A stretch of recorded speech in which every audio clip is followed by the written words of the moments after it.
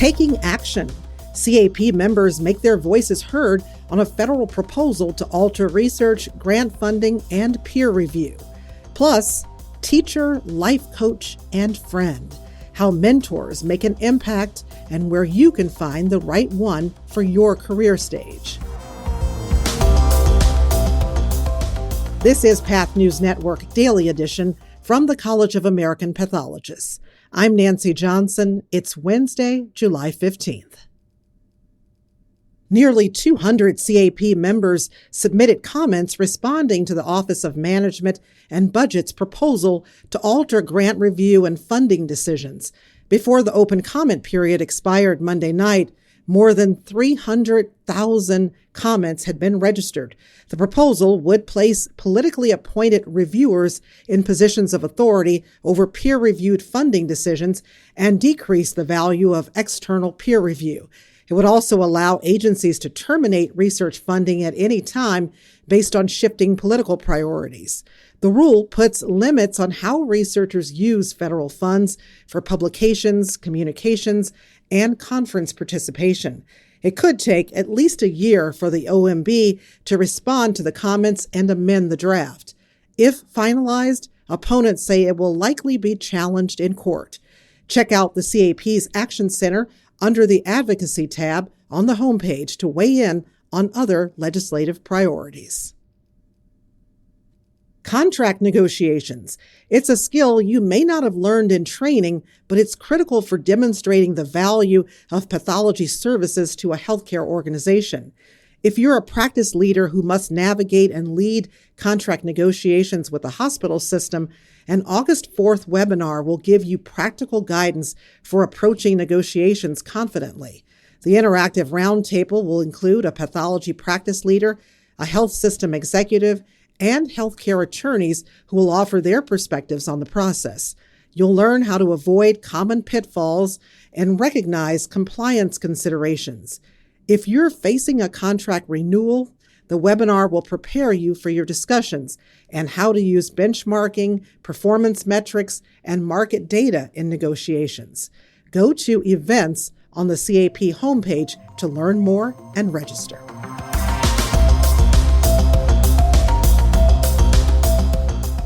Mentors. They are essential partners as you grow in your pathology career. From the early, overwhelming years of residency onward, a good mentor can be a trusted advisor, teacher, and friend. Dr. Marissa St. Martin, Director of Transfusion Medicine at Houston Methodist Hospital in Houston, will never forget one of her first mentors. Dr. Greg Chafek, now a retired liver pathologist, brilliant man, who basically taught me lessons in what is correct and what is incorrect in pathology. And that was in regards to some interviews that I was doing in which I didn't think I was treated fairly. And he told me, you need to decline that job. And I'm like, but I don't have any other jobs. So, and he's like, yeah, but you cannot go into a place in which you know already that you're not going to be treated fairly and respected as a pathologist. Mentorship will take center stage during 2 fireside chats at CAP 26 on October 4th. The sessions will feature personal reflections on how mentors shape careers, and it will explore practical ways to cultivate meaningful mentoring relationships, including through the CAP's mentorship program.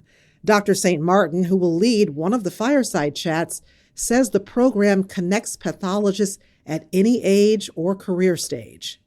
You don't have to be a junior member to need a mentor or to have someone to talk to guide you in different decisions in life.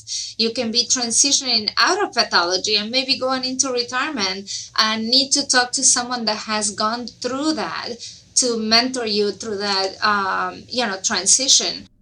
Learn more about the CAP 26 fireside chats and register to attend at the annual meeting link under the events section on the CAP homepage. You can also find a link to the mentorship program in the show notes. It's a question that keeps lab leaders up at night. Who will take the reins after I retire? In a fast-moving field with an ongoing pathologist and technologist shortage, Building a leadership pipeline early is essential, says Dr. Aaron Auerbach, director of the Tissue Repository at the Joint Pathology Center. In the latest episode of his leadership podcast, The Pathologist Playbook, Dr. Auerbach presents 3 strategies for succession planning, starting with structured mentorship. Informal mentorship is great, but it often favors those who are already outgoing or who share similar backgrounds with current leaders. A structured program pairs high potential junior pathologist and technologist with senior leaders, setting specific goals. This means sitting down and saying, over the next 6 months, we are going to focus on how to build a business case for new capital equipment, or we are going to focus on quality assurance management. Dr. Auerbach emphasizes that the micro skills to be an excellent diagnostician are not the same as the macro skills you'll need to be an effective leader. One key tip: delegate important projects early as learning opportunities for potential leaders. You cannot learn to lead if you are never giving up the reins. As current leaders, we need to identify discrete projects and hand them over completely to our junior staff. Let them lead a validation team for a new assay. Let them chair a committee on laboratory safety. Let them handle a vendor negotiation. Yes, they might make mistakes, but as long as patient care is not compromised, those mistakes are the most valuable tuition they will ever pay.